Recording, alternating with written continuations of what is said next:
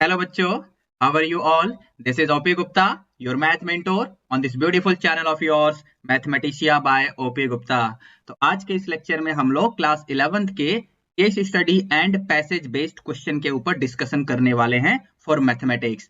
तो चलिए आगे बढ़ते हैं अपनी क्लास में।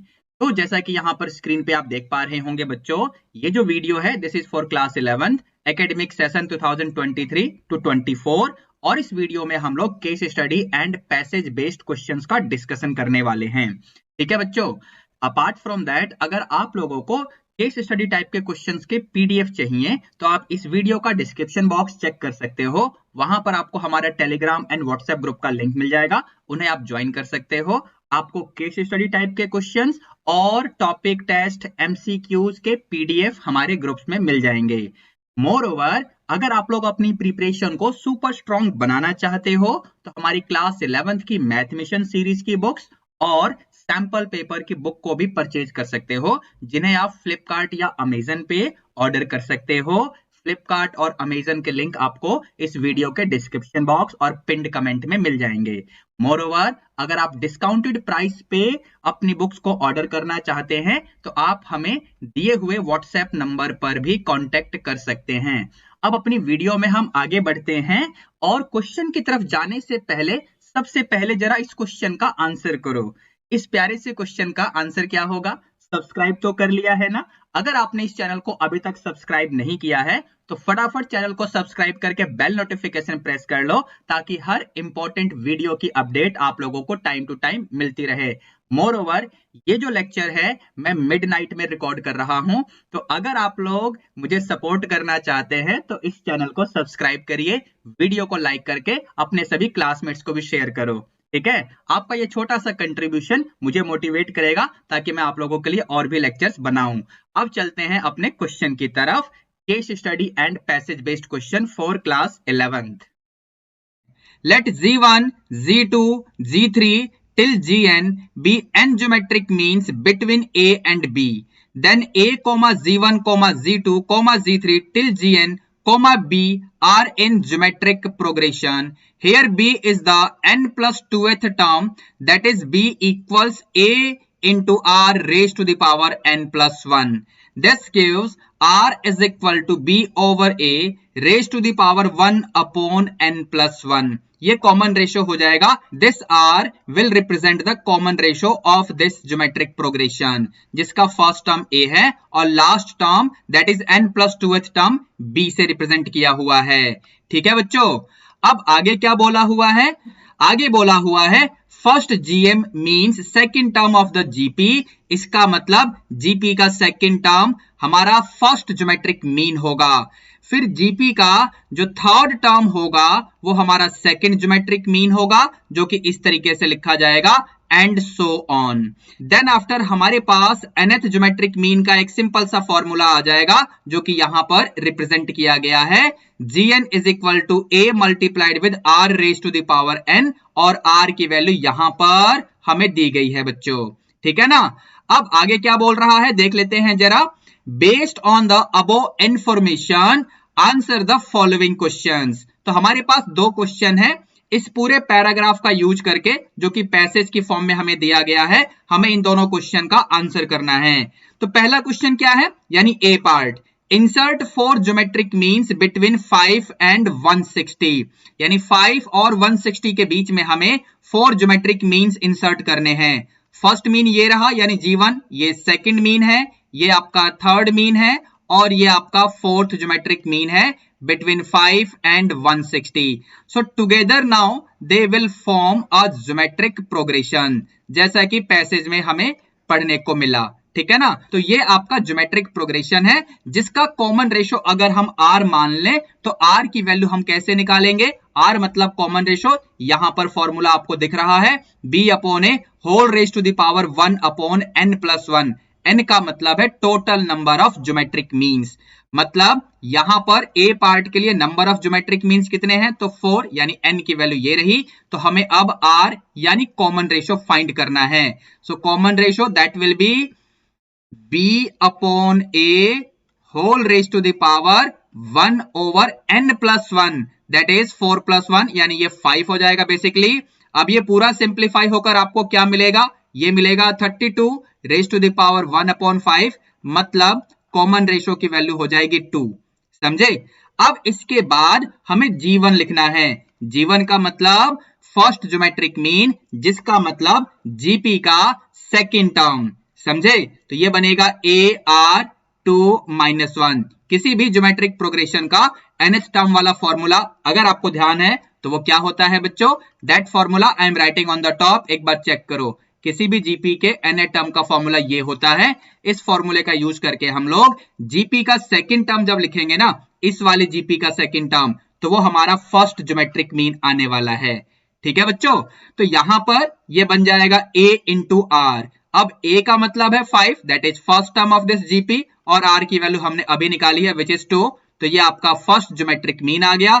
इसी तरीके से आप सेकंड ज्योमेट्रिक मीन लिखेंगे जो कि जीपी का तीसरा टर्म बनेगा। So AR raise to the power 3 -1 यानी AR स्क्वायर बन जाएगा। AR स्क्वायर यानी 5 इंटू 2 स्क्वायर दैट इज 4, यानी ये आपका 20 आ जाएगा। सिमिलरली आप G3 लिखेंगे तो G3 मतलब थर्ड ज्योमेट्रिक मीन, यानी जीपी का कौन सा टर्म, फोर्थ टर्म। तो ये बनेगा AR raise to the power 3, R की पावर में 3 आ जाएगा, तो ये बन जाएगा 5 इंटू 2 की पावर 3 यानी 8, यानी ये बनेगा 40।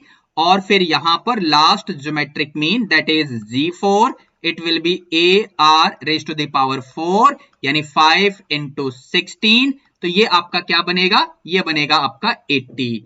तो आपको यहां पर 4 ज्योमेट्रिक मीन्स इंसर्ट करने के लिए बोला गया था बिटवीन 5 एंड 160। तो यहां पर ज्योमेट्रिक मीन्स क्या हो जाएंगे बच्चों, तो ज्योमेट्रिक मीन्स, पहला ज्योमेट्रिक मीन आपका 10 होगा, फिर आपका 20, फिर 40 एंड फिर 80। ये आपका आंसर हो गया। पार्ट ए का सॉल्यूशन कंप्लीट हो चुका है बच्चों। ठीक है ना। अब जरा यहां पर सेकंड पार्ट में देखते हैं कि सेकंड पार्ट में हमें क्या बोला गया है।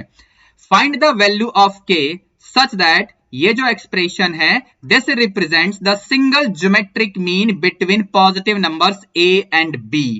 अब यहां पर एक छोटा सा कंसेप्ट सीखो, या तो डायरेक्ट आप इसे याद कर लो।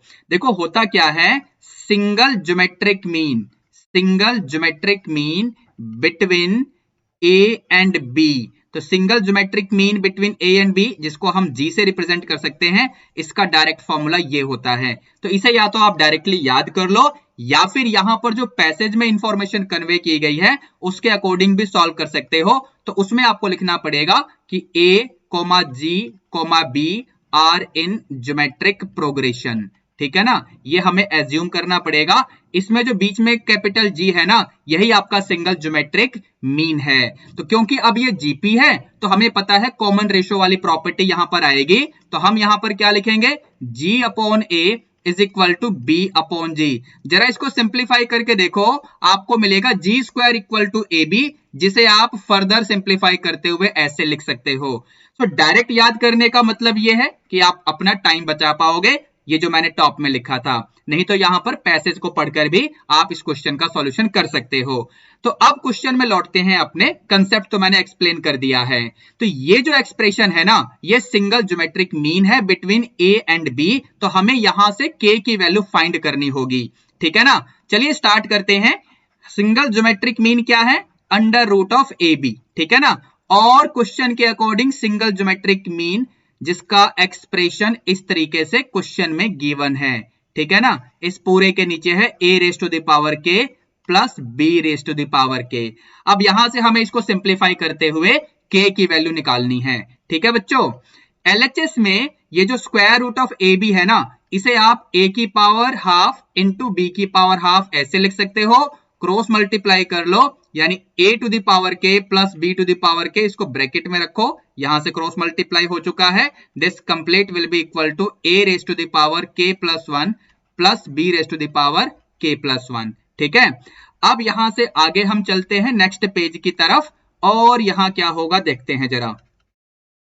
इसे मल्टीप्लाई करेंगे इनसाइड, मतलब इन दोनों को ब्रैकेट के अंदर भेजेंगे। So a raise to the power k plus half into b raise to the power half, फिर इसके बाद होगा a to the power half into b raise to the power k plus half. Now all that is equal to a raise to the power k plus 1, b raise to the power k plus 1 जो कि RHS में आपको दिख रहे होंगे।